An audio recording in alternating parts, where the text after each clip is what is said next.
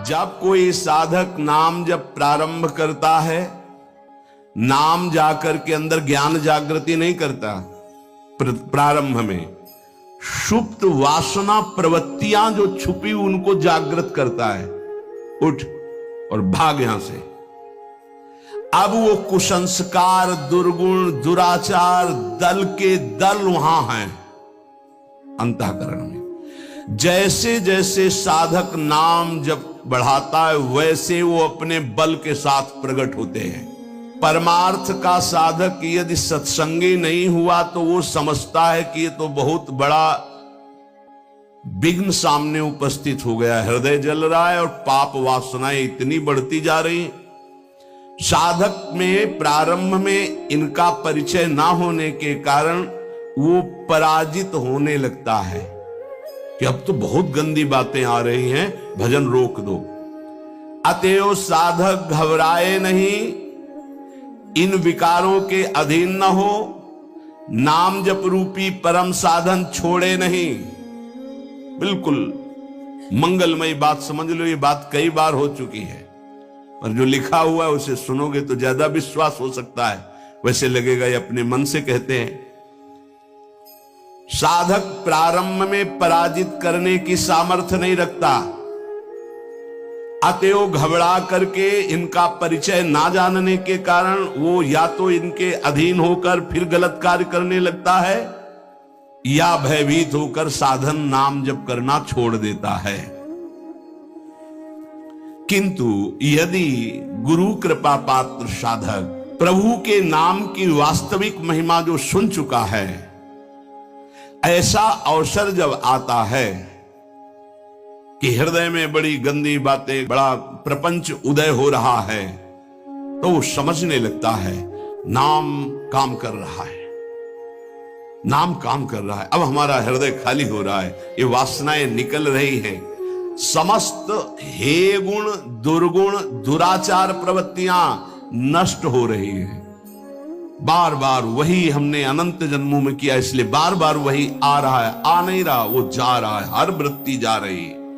अतएव और नाम उच्चारण बढ़ाए और सत्संग सुने, जिससे हिम्मत बनती जाएगी, घबराओगे नहीं। बड़ा भारी युद्ध है, एक दिन में सब डिलीट नहीं हो जाएंगे, धीरे धीरे। जिन गुणों से भगवान रीझते हैं, ध्यान देना, एक विकार गया, एक गुण आ गया, वो विकार की वृत्ति गई, दूसरा गुण आ गया, खाली नहीं रखता। ये बड़े काम की बात है। जैसे जैसे नाम जब चलेगा, दुर्गुण, दुराचार, दुर्विचार, पाप प्रवृत्ति खाली हुई, उतने में सद्गुण सदाचार आके बैठ गया कि अब दोबारा उसको जगह नहीं मिलेगी। और धीरे धीरे वो पूरे के पूरे दुर्गुण, दुराचारों को हटा करके साधक में सद्गुण सदाचार स्थापित कर देता है। नाम, पहला प्रभाव नाम का। साधक को ये बात ध्यान रखनी है कि ये दो वृत्तियां आपके अंदर प्रारंभ में होंगी, दोषापनयन और गुणाधान। दोषापनयन, जो दोष वृत्तियां हैं उनको निकलना और उनकी जगह में सद्गुण सदाचार स्थापित करना। ये नाम करेगा, तुम्हें चुप रहना है, राधा राधा राधा राधा राधा राधा। विचलित नहीं होना कि मन बहुत हमारा परेशान करता है, बहुत विकार आ रहे हैं, अब कैसे रहूं। खुशी मनाओ, गंदी बातें निकल रही हैं। पर साधक कैसे खुशी मनावे? वो तो मन में तदात्म में, तो मन में जलन हो रही है और वो निकल रहे हैं, तो वो समझ रहा है आ रहे हैं, और फिर वो उनसे या तो द्वेष कर बैठता है या तो राग द्वेष कर बैठता, क्यों आ रहे हैं, क्यों ऐसा ऐसा, उनकी सत्ता दृढ़ हो रही, और या फिर उसी आचरणों में लग जाता है, तो रागात्मक या द्वेषात्मक वृत्ति से वो टिक जाते हैं, खाली नहीं हो पाते, इसीलिए लंबा समय निकल जाता है, कोई लाभ उसको समझ में नहीं आता। साधक में ये दो वृत्तियां नाम पैदा करता है। पहला, अंतःकरण के सारे दोषों को भगाना। दूसरा, अंतःकरण में दैवी संपदा के सद्गुण स्थापित करना। तुम्हें नहीं करना, वो नाम कर रहा है, पर तुम चुप रहो। पर यहां चुप रहा नहीं जाता, विचलित हो जाते हैं। जहां असत प्रेरणा हुई तो या तो ऐसी क्रिया कर दी या वैसे दुखी हो गए, हमारे मन में तो ऐसा आता है वैसा। चुप रहो, ऑपरेशन शुरू है तो मवाद निकलेगा, गंदगी निकलेगी, और जो गंदगी निकलेगी तो फिर अच्छे से वो घाव भर जाएगा। जितना दोष निकल रहा है उतना ही सद्गुण आ रहा है। कितना सुंदर बात है। अगर ये न समझ पाए तो परेशानी पड़ जाएगी। बिल्कुल निश्चिंत रहिए।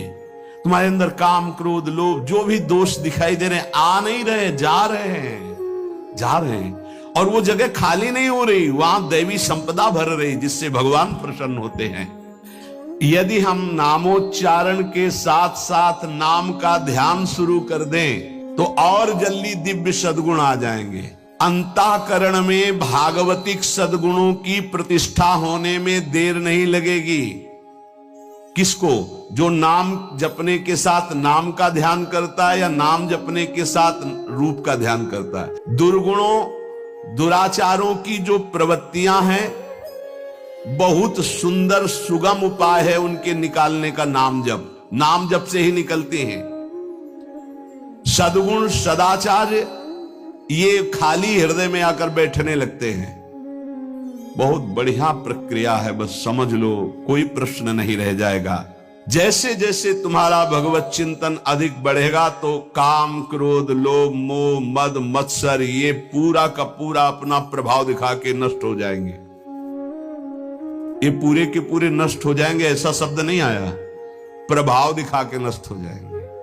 जितना इनमें पावर हो पूरा पावर दिखाएंगे तुम्हें परास्त करने के लिए। नाम छोड़ दो, संसार में आ जाओ।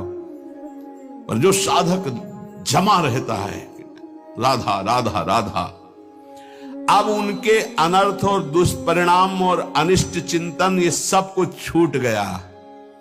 नाम से पूर्व पाप भस्म हुए। वर्तमान का जो अनर्थ है, दुष्परिणाम है, अनिष्टकारी चिंतन है, वो छूट गया। अब उसके हृदय में आनंद का प्रादुर्भाव हुआ। अब उसके हृदय में भगवत स्वरूप, पवित्रता, शांति, संतोष, निर्भयता, निश्चिंतता, समस्त दैवी संपदा प्रकाशित हो गई। अब तो एक एक नाम के साथ उसको स्वाद मिलने लगा और दिव्य स्वरूप भगवान का उसके हृदय में झलकने लगा। अब भगवान के रूप की प्रतिष्ठा उसके मानस नेत्रों में हो गई। पूरा का पूरा प्रकरण ध्यान से बार बार सुनना। अब उसके हृदय में जो आनंद आया, उस आनंद में उसे आत्मस्वरूप का बोध हो जाता है। मन अद्भुत आनंदित, तो भगवत दृष्टि जागृत हो गई। ये दो अधकचरी दशा के नाम जापक होते हैं, इनकी बड़ी दुर्दशा होती है। मुख से तो नाम उच्चारण करते हैं और शरीर के आचरण करते हैं, वही जो मन बुद्धि कहते हैं, तो उनका वास्तविक नाम जप नहीं हो पाता। क्योंकि थोड़ी देर मुख से नाम उच्चारण कर लिया, फिर असत आचरण किए, असत चिंतन किए, तो ये जो अधकचरापन है ये बहुत कष्ट देने वाला है। सच्चा नाम स्मरण जो पीछे वर्णन किया गया, आपको परास्त नहीं होना, बराबर नाम। इसके साथ जब नाम का चिंतन, रूप का चिंतन, तब समझो कि आप अधकचरी अवस्था से बाहर आ गए।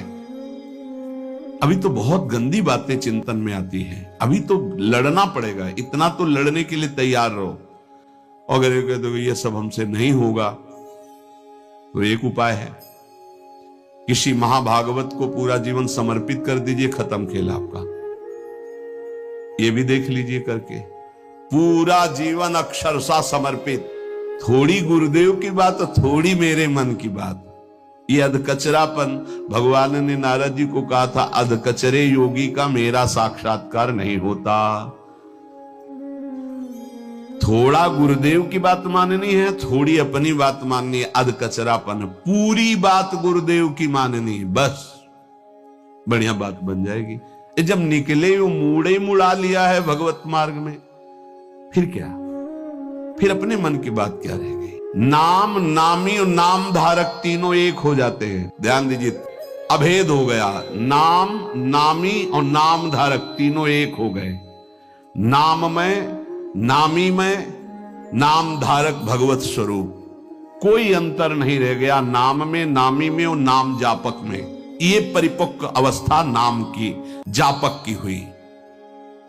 नाम स्मरण की बात जिह्वा से नाम, कंठ से नाम, और फिर हृदय से नाम प्रारंभ हो जाता है, अंतरात्मा से।